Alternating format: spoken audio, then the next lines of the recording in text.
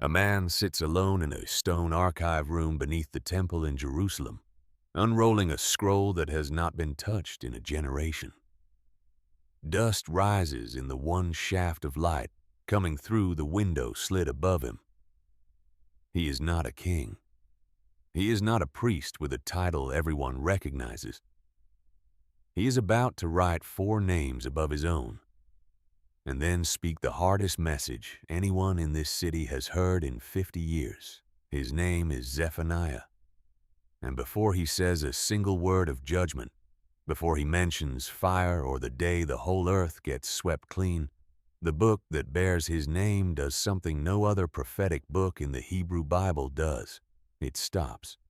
It takes a breath, and it tells you his family tree, 4 generations deep, all the way back to a king.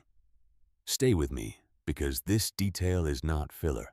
This is the key someone hid in plain sight 2,600 years ago, and almost nobody stops long enough to pick it up.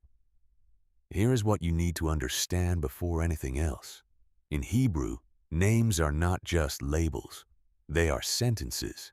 They are theology folded into syllables.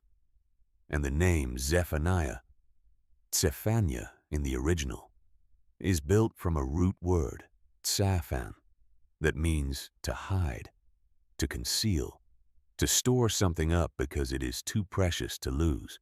Attach the short form of God's covenant name, Yah, to the end, and you get a sentence hiding inside a name. Yahweh has hidden. Or said another way that captures the warmth of it, Yahweh treasures. Now hold that thought, because you are about to read 3 chapters that sound like the opposite of treasure. You are about to hear about fire consuming the whole earth. You are about to hear a list of nations marked for destruction. You are about to hear language so total, so sweeping, that later Christian tradition would borrow its rhythm for the medieval hymn about the day of wrath, the dies irae. This is not a comfortable book. This is not a book people quote at funerals for comfort. This is not a book most churches preach through even once in a pastor's whole career. This is one of the most overlooked, underread, 3-chapter books buried in the back third of the Old Testament, and it is framed front to back by a name that means the opposite of everything it appears to be about. Here is the sound I want you to remember before we go any further, because we are not going to explain it yet. At the very end of this book, after all the judgment, after all the fire, there is a verse where God does something you will not expect. He sings. Hold on to that. We are going to walk through darkness first, and you will not believe how far this book travels to get to that sound. Now, back to the archive room, and back to that genealogy. Zephaniah 1 verse 1 reads like a legal record.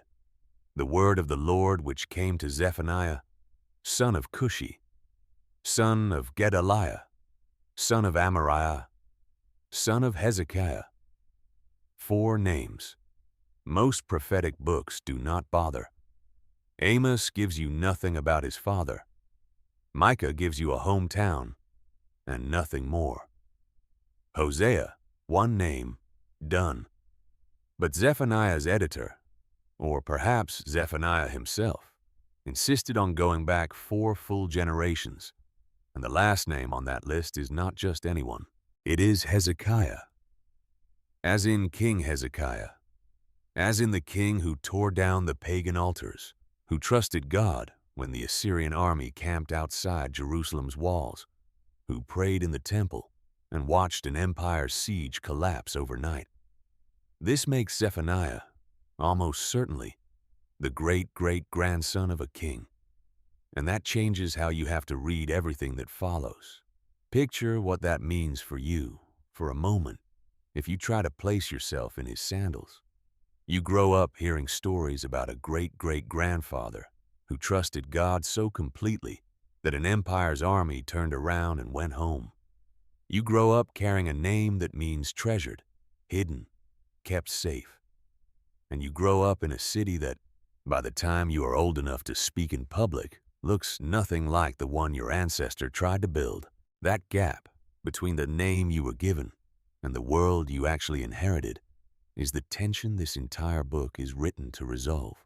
You need to understand what it costs to be royal blood in Judah by the time Zephaniah picked up his pen. Hezekiah's reforms did not last. His son Manasseh took the throne and did, according to the record, more evil than the nations God had driven out before Israel arrived in the land at all.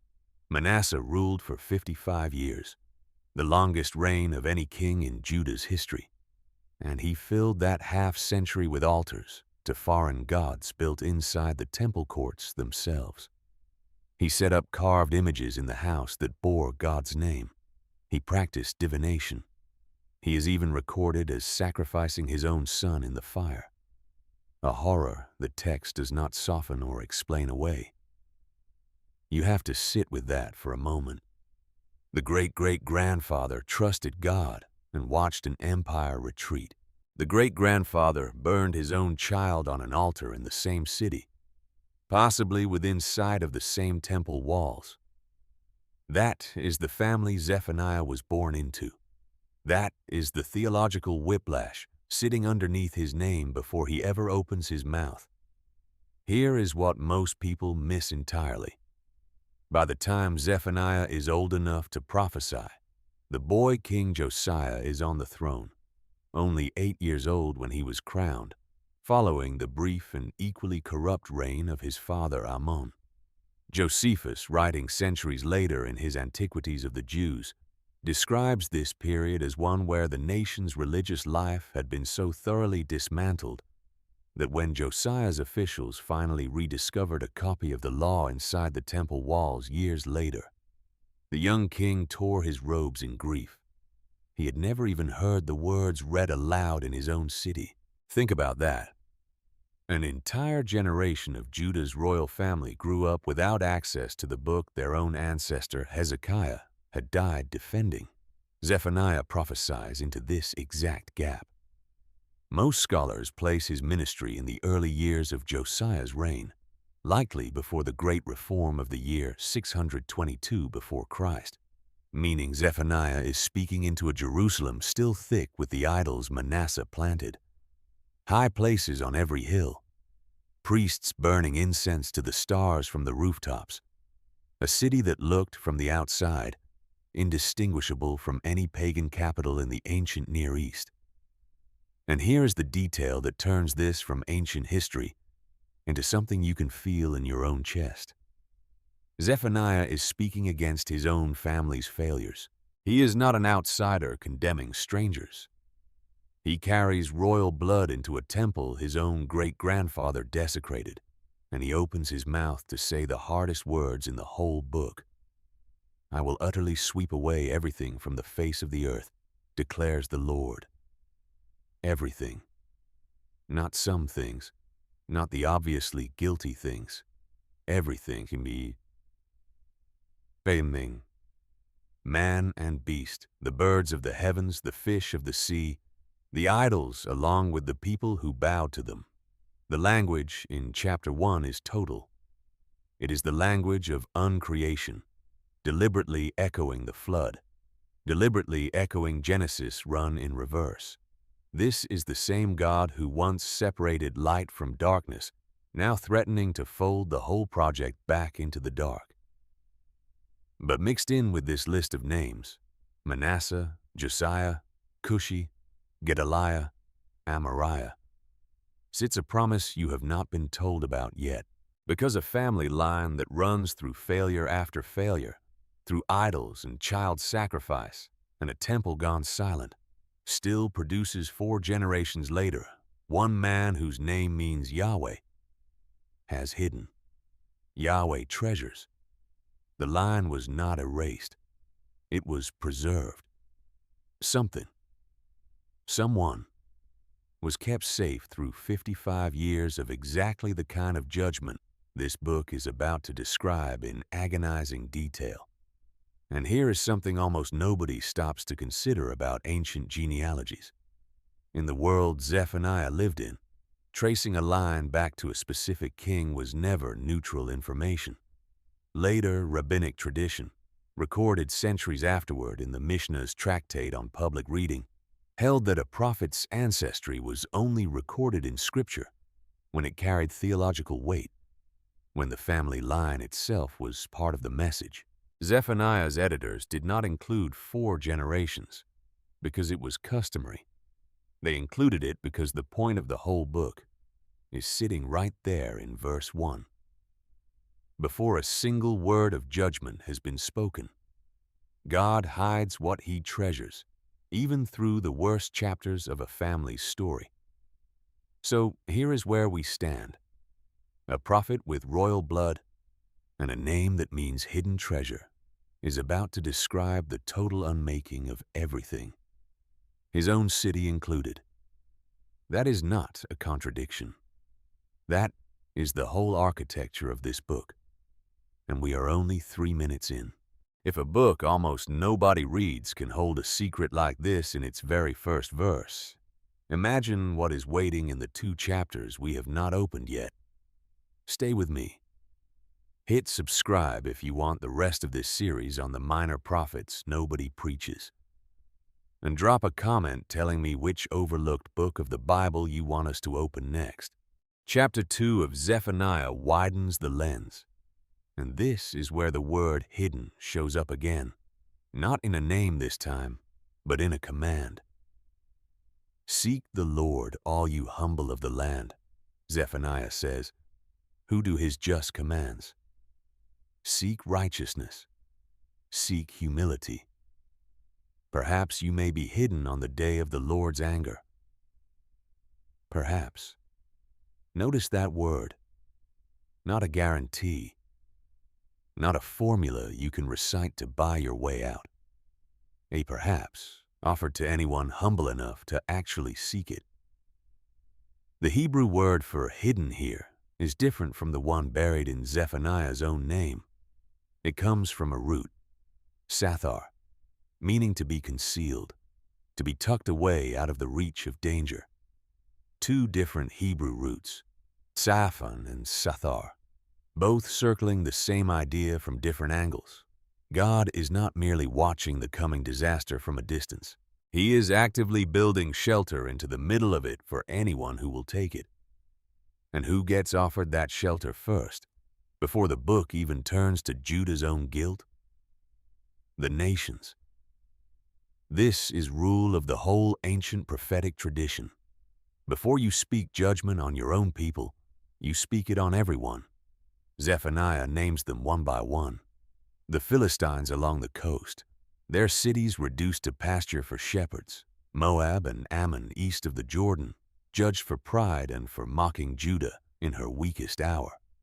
Cush, far to the south, the very land, by the way, that shares a root with Zephaniah's own father's name, Cushi, a connection that has led generations of scholars to wonder whether Zephaniah himself carried Cushite ancestry through his father's line, evidence of just how far this prophet's family had traveled and intermarried across the ancient world.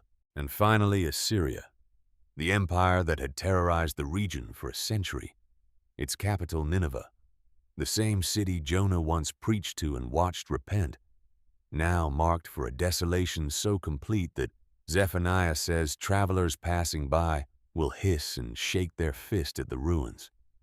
Here is what most people miss about this section. It is not random. Watch how the stakes climb. Philistia is a regional neighbor. This is personal. A border dispute stretched into prophecy. Moab and Ammon are family rivals, distant cousins through Lot. This is a family wound. Cush is a distant power on the edge of the known world. This is now continental. And Assyria is the empire that had already swallowed the northern kingdom of Israel whole a century earlier, and nearly took Jerusalem too. This is the empire everyone in Zephaniah's audience feared most, the one whose armies had once camped outside these very walls in Hezekiah's day. Personal, familial, continental, imperial. Each story raises what is actually on the line, and by the time the list reaches Nineveh, Zephaniah has quietly demonstrated something enormous. No nation, however proud, however ancient, however untouchable it looks from the ground, sits outside the reach of the God who is about to judge Judah's own idols in chapter 3. Nahum, a prophet writing in these same decades, aimed an entire book solely at Nineveh's coming collapse, describing the city's fall in vivid, almost cinematic detail. Chariots racing through the streets, the mounted men, the flashing sword. Zephaniah does the same work in a handful of verses, folding an entire empire's downfall into a single oracle before turning the page back home. There is another prophet standing just off to the side of this whole story, one you have probably heard of even if you have never heard of Zephaniah at all. Jeremiah.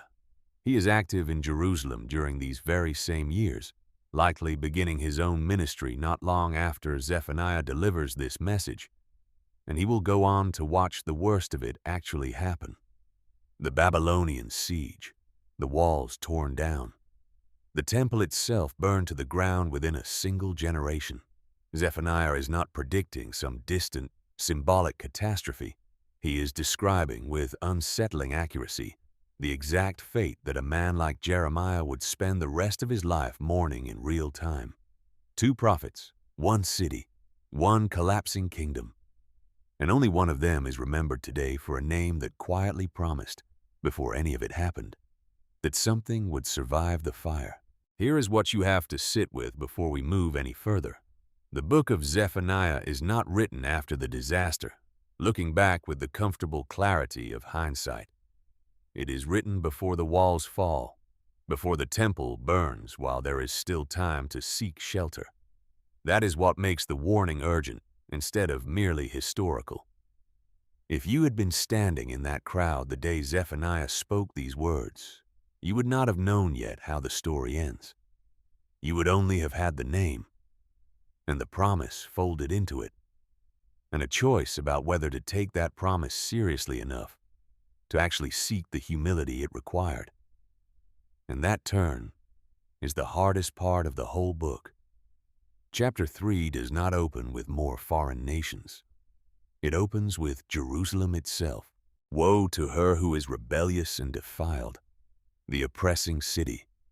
Her officials are roaring lions. Her judges are evening wolves that leave nothing for the morning. Her prophets are reckless, treacherous men. Her priests profane what is holy. This is not a foreign capital anymore. This is the temple where Hezekiah once prayed. This is the same stone archive room where a great-great-grandson of that king now sits, reading his own city's indictment out loud, in a voice that has to hold steady long enough to finish the sentence. You are watching a man pronounce judgment on the very walls that raised him, and he does it without softening a single line.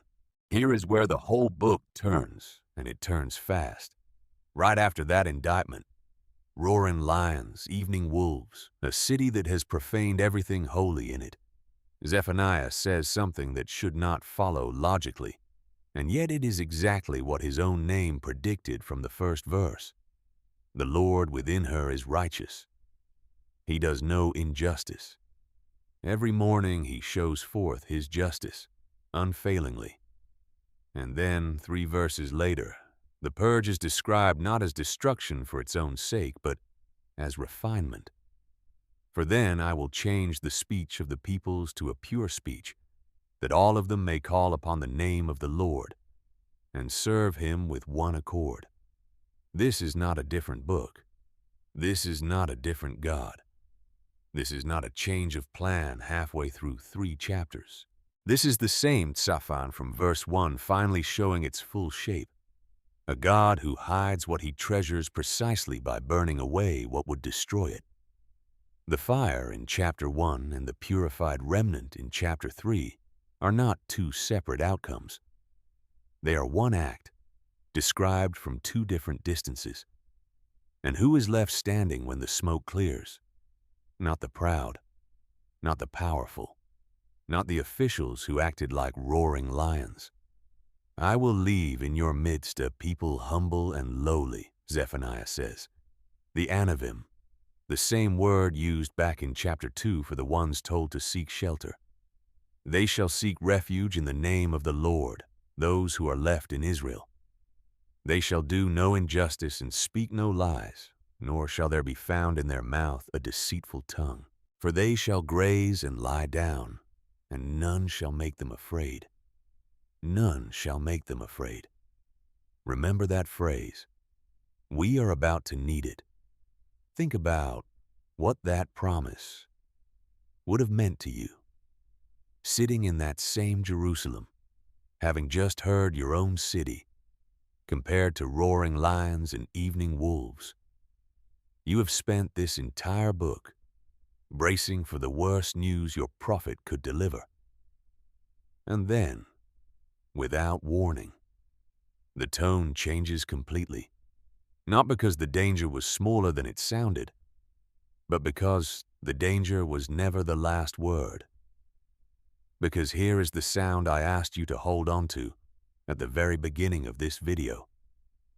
After the fire, after the roaring lions and the evening wolves, after an entire empire gets reduced to a place travelers hiss at from a distance, Zephaniah writes the single most tender verse in his entire book.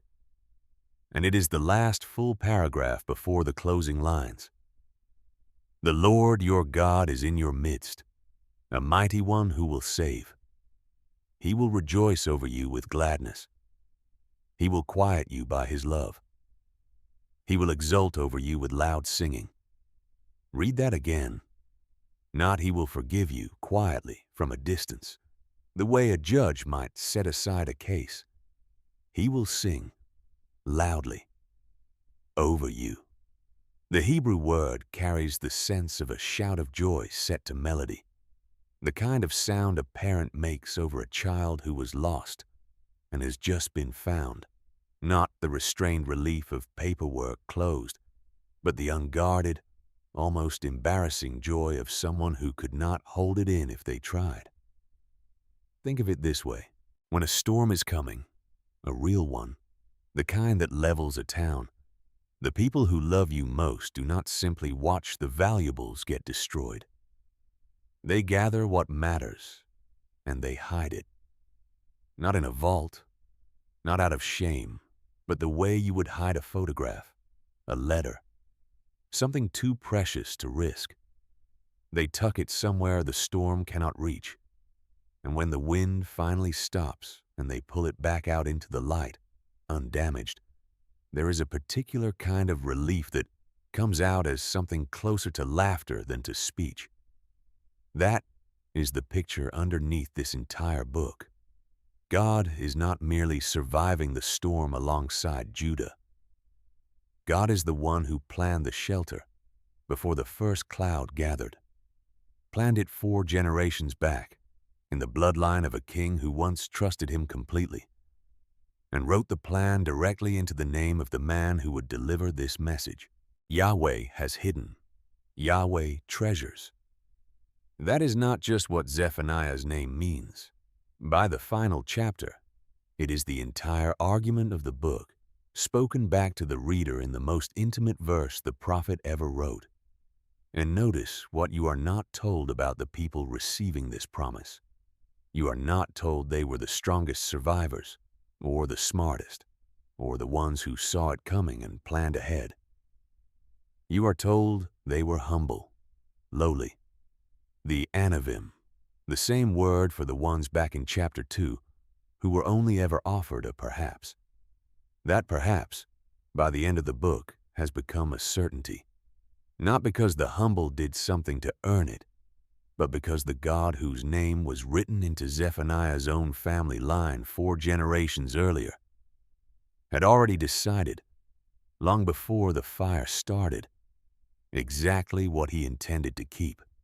So here is what this book actually leaves you with, once you have walked all the way through it instead of skipping it on your way to something more familiar. Takeaway 1. The name in front of you is never decoration. Zephaniah's own name carried the entire theology of his book before he wrote a single line of judgment. And if a name from 2,600 years ago can hold that much weight, it is worth asking what your own story, your own history, might be quietly saying underneath the surface noise of your days. Takeaway 2. Judgment and hiding are not opposites in this book. They are the same act, viewed from two different angles. The fire that sweeps away everything and the shelter that preserves a remnant come from the same hand in the same 3 chapters, for the same reason. If you have ever wondered how a good God can allow hard seasons, this is a place worth sitting with. Some things only survive because they were purified first. Takeaway 3. And this is the one I want you to carry with you longer than the other 2. You are not just being watched through whatever storm you are in right now. You are being treasured through it, hidden through it, kept through it on purpose by a God whose name for you might as well be the same name he gave a forgotten prophet in a dusty archive room under a temple his own family had defiled. Yahweh has hidden. Yahweh treasures. And on the other side of the fire, the same God who allowed the burning is the one described in Scripture's own words, singing over what came through it. Which part of Zephaniah's story hit you hardest? The genealogy, the judgment on the nations, or the God who sings at the end? Tell me in the comments below. You are not lying in the ashes forever. You are being hidden until the fire finishes its work.